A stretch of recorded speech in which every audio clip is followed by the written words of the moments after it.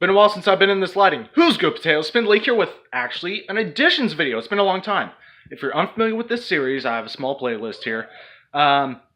Additions is basically wherever I talk about a game that I've been playing, and I go over a few details, a few aspects of gameplay, story, etc., and pick something that I could potentially add to the game, that I would want to add to the game, that the developers could have thrown in.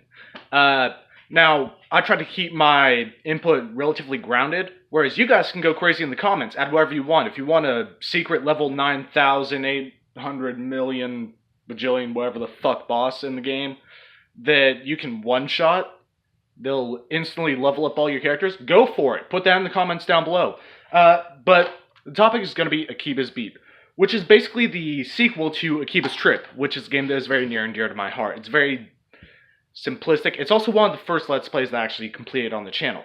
Now, Akiba's Beat is kind of a rhythm-based action hack-and-slash RPG. Even though it has turn-based elements, you can attack a certain amount of points within a turn, while there is no official turn. Basically, you can hit an enemy 5 times, and that's the extent of your action points until they recharge.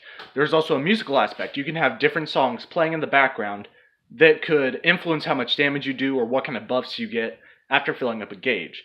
I'm not going to go too heavy into any of the story or anything like that. What I will say is it is riddled with inconsistencies. Now, basically, you're caught in an ever-looping Sunday, which is stereotypical considering anime plots. And, you know, basically every day, everything resets, everyone's memories reset, except for the main characters, who are supposed to destroy abnormalities or delusions appearing within Akiba. A lot of the characters end up remembering shit that aren't a part of the main cast. I'll put it that way. A lot of the side quests are easy. The side stories are relatively pointless. Now, it gets you closer to the characters, but the things that you do... One example would be, there was a failing shop. You had to hand out flyers for that shop in order to save the business. In order for this to be consistent and actually have meaning and depth, and the shop to actually prosper, they would have to remember. Granted, you're handing out a physical object. The physical object won't disappear. It's not like, poof, there you go, it was never made. No, it's not like that. Granted, someone will wake up the next day, see it sitting on their desk, notice they have a new figure, and go, when the hell did that get there, and why am I $500 poor? I mean, there's a lot of variables here, but basically it's very inconsistent with the way that it goes ahead and says, hey, you know, this is never ending. Only specific people can tell that this is happening over and over again. Well, it seems like everyone's starting to catch on. As far as the gameplay goes, like I said, there's a beat element to it. Now, whenever I say beat and refer to a rhythm-based game, let's take, for example, Project Eva, or a more popular thing over here would be Guitar Hero. Basically, you have to hit certain points in order to, I don't know, I guess deal more damage? Basically, you charge up a gauge, you can use abilities infinitely for the duration of the song playing, but that's the only real bonus. It's not really a beat or rhythm-based game, which is, you know, with a name like Akiba's Beat, you would assume.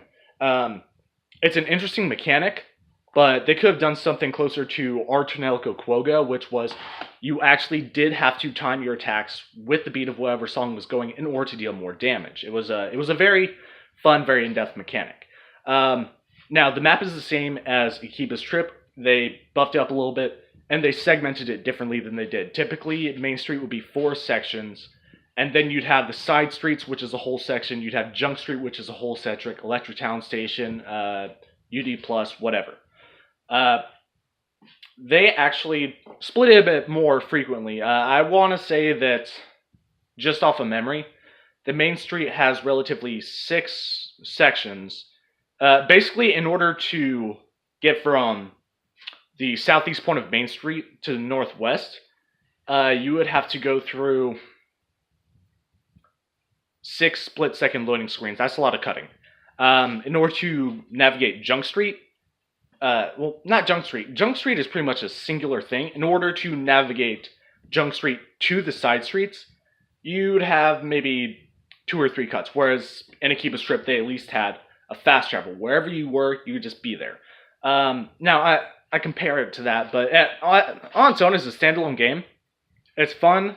But it's easy, it's simplistic. They really didn't add too much to the table. The story is very predictable. There's a lot of inconsistencies.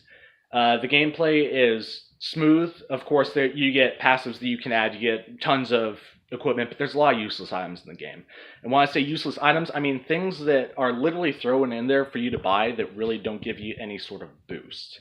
Granted, they could be for later game parties or later in the game characters, but why would you have that equipment at the start of the game when you're going to have something that's, suiting your situation by the time you get the character?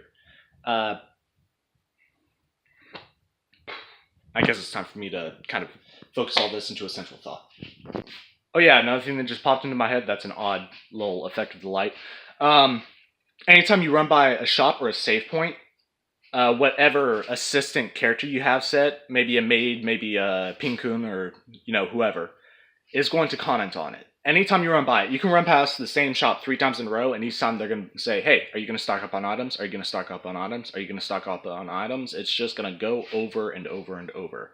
It has a very sonic boom feel in that aspect. Okay, time to focus. Now, while I did have a lot of negative things to say about this game, there's no such thing as a bad game. This is someone's hard work, this was an excellent idea, and let me tell you, I have had nothing but fun playing this. Although, I do feel that it's lacking an additional aspect to the combat. The combat's very simplistic, and while they did play around with a few things, they added kind of a special gauge. While it is kind of, real-time action, they did limit your ability, which can really be done by breaking down combos as opposed to limiting the amount of attacks. If they had switched up equipment early on, like you're able to play around with other party members' equipment, grab their weapons or whatever. It doesn't have to be anything like that.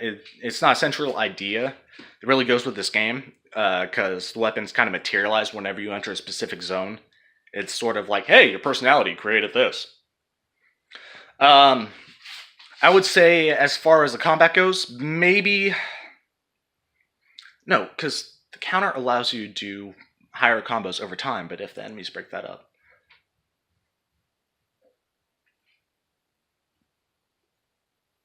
I figured it out. It's the skills. Create a better palette for the skills. Right now, how it stands is you can flick the left or the right joysticks, which left is obviously for moving. You can flick the left or the right joysticks while tapping X or, alone in order to do a special attack that will consume SP. Instead of doing that, it would actually be more beneficial to only give us 4 slots and then a designated X slot, so 5 slots in total. The designated X slot would be the most frequently used skill that you can equip. And then on the D-pad, just have the 4 directional buttons. Just have us tap that and the X button at the same time. Granted, we can use up to 10 skills and have them quickly slotted for use. But it's really just a jumbled mess. And if you end up, just flicking sticks in any random direction, you never know how much you're going to be spending. That's my small addition. What would you guys add? Have you played this game? Have you had fun with it? What are your thoughts on it? Post it in the comments down below. Like, comment, subscribe. Keep on keeping on, and I'll see you in the next video.